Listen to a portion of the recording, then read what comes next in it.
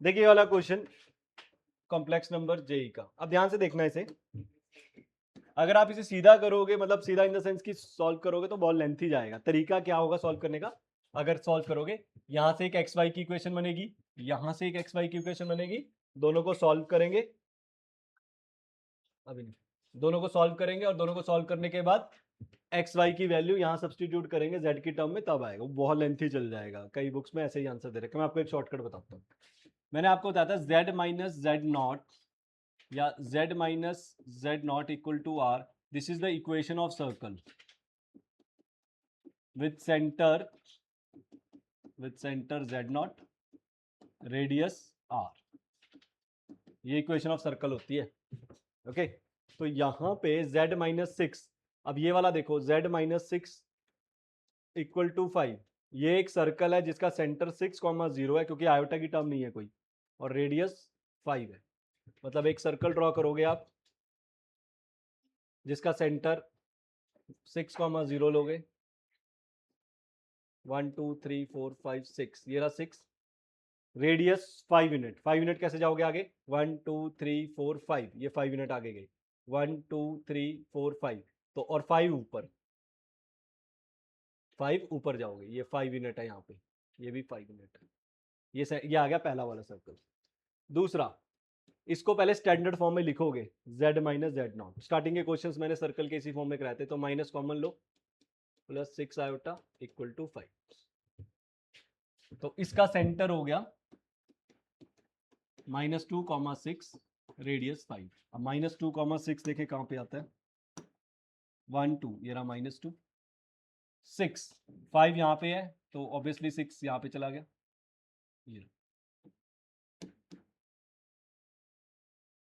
ये रेडियस है। Like diagram is very important. अगर आपने डायग्राम बना लिया 50%, 50-80% डन है ये सब। Radius 5 unit, now radius is 5 unit. अब 5 यूनिट रेडियस जाएगा।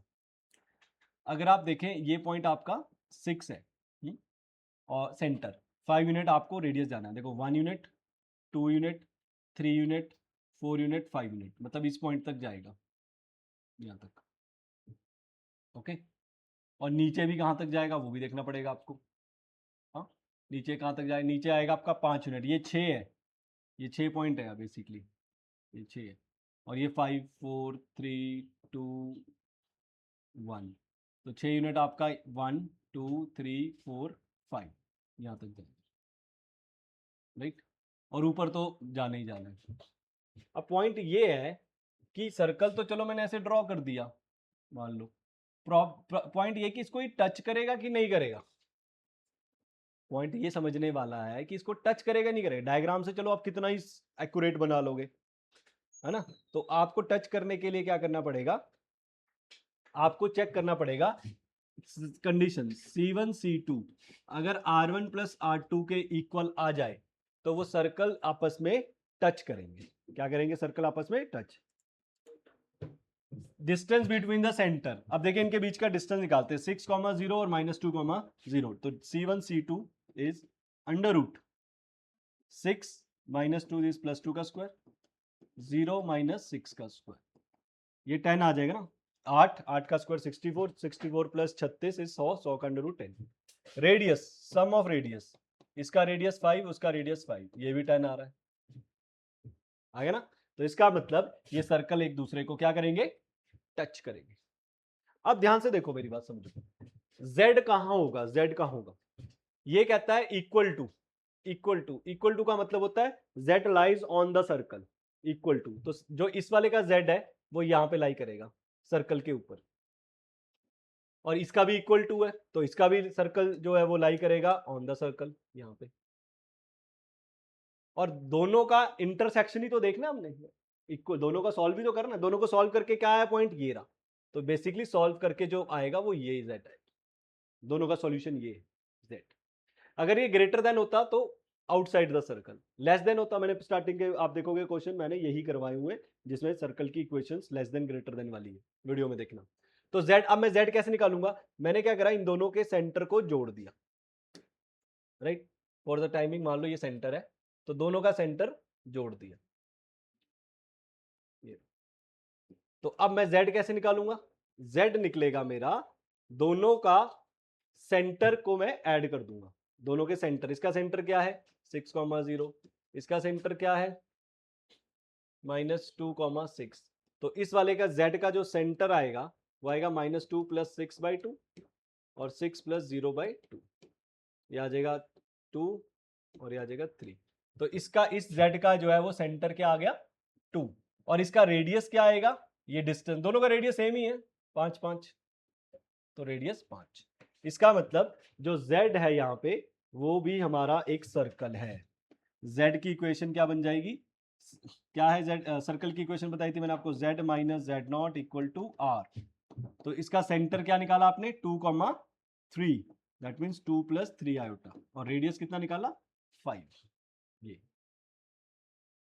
ये फिर हम क्या करेंगे, z - 2 - 3 आयोटा मॉडुलस = 5, राइट। ये आपको z निकालने का तरीका है, जो सर्कल ही बनेगा वो भी आपका मैंने उसका सेंटर निकाल दिया, मतलब z की वैल्यू सेटिस्फाई करेगी उसको, राइट। अब आपने क्या करना है, अब देखो मेरे को ये बड़ी वैल्यू निकालनी है, z³ + 3z² = 5, ये वाली निकालनी है। इसके लिए या आप ऐसा करो, रुको, ये इसको छोड़ो, z आपको ये पता लग गया कि z जो है यहाँ पे ये है 2,3, है ना, z ये जो है, ये जो पॉइंट है ये है 2,3, ये जो मैंने निकाला, और इसके बीच का डिस्टेंस कितना है 5, ओके। तो I can write z minus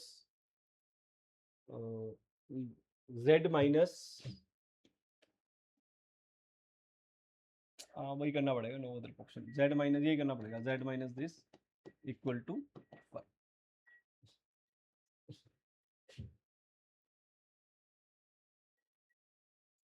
z का डिस्टेंस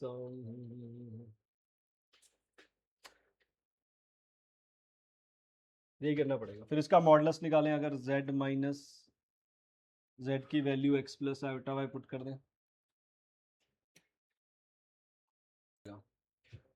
ये z देखो, z हमें नहीं पता, ये देखो ये सर्कल नहीं बनेगा क्योंकि z तो पॉइंट है, मैं सर्कल, हम सर्कल क्यों ले रहे हैं उसको, z इज अ पॉइंट, मैंने आपको बोला ना z यहां लाई करेगा, प्लीज देखो बहुत इंपॉर्टेंट बात है, समझो ध्यान से, z एक पॉइंट आएगा, z सर्कल, हमें कैसे पता z सर्कल है, हमें लोकस थोड़ी पता उसका कोई, तो इसलिए that's why we can not take z ऐसे। हाँ ये कह सकते हैं z 2,3 आ गया, और z कैसे लिखते हैं, रियल नंबर प्लस इमेजिनरी, ऐसे लिखते हैं।